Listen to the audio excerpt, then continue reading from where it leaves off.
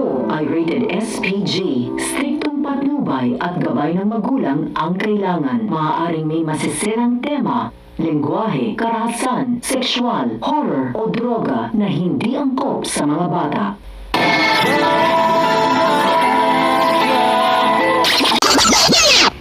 Mga dapat nating abangan sa FPJ's Batang Quiapo.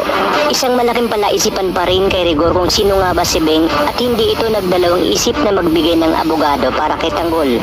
Sa kabila ng alam naman umano nito na dehado ang kalalabasan ng kaso ni Tanggol dahil sa patong-patong na kasong kinakaharap ni Tanggol. Sa kabilang banda, dahil sa pagsuko ni Berting, Lucio at Primo ay muli silang magkakasama sa loob ng selda at dito muling sisisihin ni Berting, sina Primo at Tanggol kung bakit umano hinayaan niyang madamay pa siya sa gulong ito.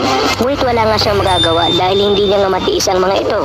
At ang mahalaga ngayon ay makagawa sila ng paraan para makatakas dahil alam niya ngang may kabulastugan na ginagawa itong si Agustos at yun ang kanilang dapat na isiwalat sa publiko.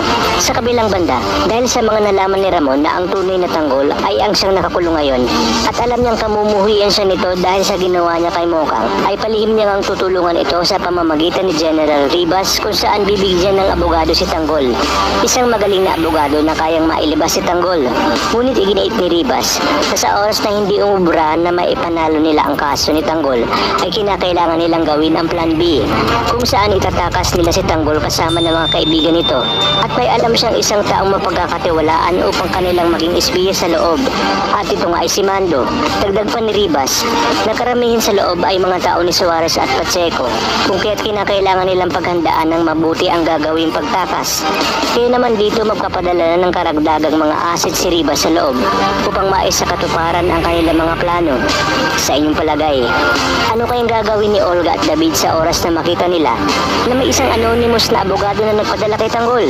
Dito na nga kaya mas lalong mauulo sila Olga at David kakaisip kung sino ang taong tumutulong kay Tanggol. Kaya naman kapamilya, tutok lang dahil marami pa tayong dapat abangan dito lang sa pambansang teleserye ng Sambayanan, ang FPJ's Batang Quiapo.